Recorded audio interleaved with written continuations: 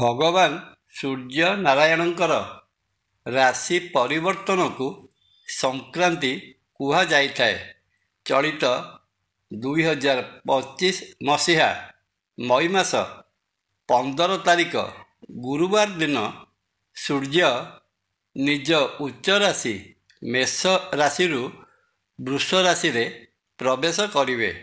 ଆଉ ଏହି 15 ତାରିଖ ଗୁରୁବାର ଦିନ ହିଁ ବୃଷ ସଂକ୍ରାନ୍ତି ପାଳନ କରାଯିବ।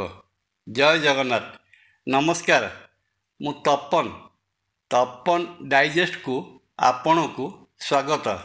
ଜାଣିବା ଗ୍ରହ ଜଗତର ରାଜା ସୂର୍ଯ୍ୟଦେବଙ୍କର ବୃଷ ରାଶିରେ ପ୍ରବେଶର ମହତ୍ତ୍ୱ। ମାନ୍ୟତା ଅଛି, ସଂକ୍ରାନ୍ତି ଦିନ ମହୋଦଧି ବା ସମୁଦ୍ର, ନଦୀ ଏବଂ ପୁଷ୍କରିଣୀ ପ୍ରଭୃତିରେ ପ୍ରାତଃ ସ୍ନାନ ସାରି ଉଦିତ ସୂର୍ଯ୍ୟଙ୍କୁ ଅର୍ଘ୍ୟ ପ୍ରଦାନ କଲେ ମନୁଷ୍ୟ ନିରୋଗ ରହିବାର ବରଦାନ ସୂର୍ଯ୍ୟଙ୍କଠାରୁ ପ୍ରାପ୍ତ କରିଥାଏ ତଥା ଦୀର୍ଘାୟୁ ମଧ୍ୟ ହୋଇଥାଏ। ତେଣୁ ଆମ ସନାତନୀ ହିନ୍ଦୁ ପରମ୍ପରାରେ କେଉଁ ସ୍ମରଣାତୀତ କାଳରୁ ପ୍ରାତଃ ସ୍ନାନ ପରେ ସୂର୍ଯ୍ୟଙ୍କୁ ଅର୍ଘ୍ୟ ପ୍ରଦାନ ଓ ପୂଜା କରିବା ପରେ ଦାନ ପୁଣ୍ୟ କରିବାର ପ୍ରଥା ବହୁଦିନରୁ ପ୍ରଚଳିତ ଅଛି। ବୈଦିକ ଜ୍ୟୋତିଷ ବା ପଞ୍ଚାଙ୍ଗ ଅନୁସାରେ ଚଳିତ ବୃଷ ସଂକ୍ରାନ୍ତିର ପୁଣ୍ୟକାଳ ମଇ ମାସ 15 ତାରିଖର ସକାଳ 5:57 ଠାରୁ ଆରମ୍ଭ ହୋଇ ଦ୍ୱିପ୍ରହର 12:18 ପର୍ଯ୍ୟନ୍ତ ରହିବ। ଏହା ସହିତ ସଂକ୍ରାନ୍ତିର ମହାପୁଣ୍ୟକାଳ 5:57 ଠାରୁ ଆରମ୍ଭ ହୋଇ ସକାଳ 7:46 ପର୍ଯ୍ୟନ୍ତ ରହିବ। ସଂକ୍ରାନ୍ତି ଦିନର ଏହି ସମୟରେ ପୂଜା, ଦାନ ପୁଣ୍ୟ ପ୍ରଭୃତି କରିବା ପାଇଁ ସମୟ ବେଶ ପ୍ରଶସ୍ତ ରହିବ।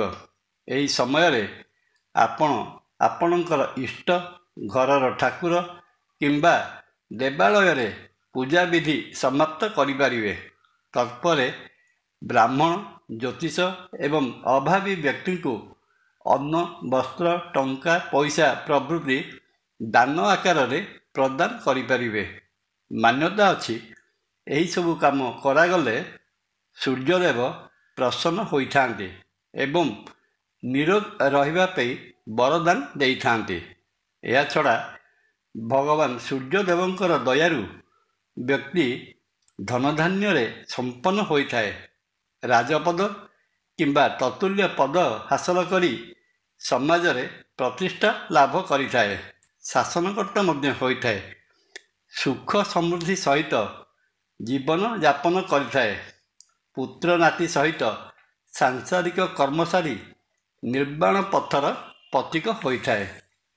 ତେଣୁ ସୂର୍ଯ୍ୟଙ୍କର ପ୍ରିୟ ଦିନ ଏହି ସଂକ୍ରାନ୍ତି ଦିନ ଏହିସବୁ ସ୍ନାନ, ଦାନ ପୁଣ୍ୟ କରିବା ପାଇଁ ଜ୍ୟୋତିଷ ଶାସ୍ତ୍ର ନିର୍ଦ୍ଦେଶ ଦେଇଥାଏ। ଏହାଛଡ଼ା ଏହି ବୃଷ ସଂକ୍ରାନ୍ତି ଦିନ ଆଉ କେତେ ଗୁଡ଼ିଏ ଶୁଭ ସମୟର ମଧ୍ୟ ନିର୍ମାଣ ହୋଇଛି। ବ୍ରାହ୍ମ ମୁହୂର୍ତ୍ତ ପୂର୍ବାହ୍ନ 4:07 ରୁ 4:49 ପର୍ଯ୍ୟନ୍ତ। ବିଜୟ ମୁହୂର୍ତ୍ତ ଦ୍ୱିପ୍ରହର 2:33 ଠାରୁ 3:28 ପର୍ଯ୍ୟନ୍ତ। ଗୋଧୂଳି ମୁହୂର୍ତ୍ତ ସନ୍ଧ୍ୟା 7:04 ଠାରୁ 7:25 ପର୍ଯ୍ୟନ୍ତ।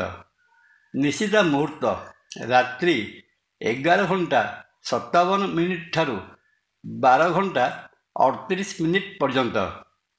ଇଂରାଜୀରେ ଏକ ଉକ୍ତି ଅଛି, right decision at right time called fortune, ଅର୍ଥାତ୍ ଠିକ୍ ସମୟରେ ଠିକ୍ ନିଷ୍ପତ୍ତି ନେଇପାରିଲେ ତାହା ହିଁ ହେବ ଆପଣଙ୍କର ଭାଗ୍ୟ।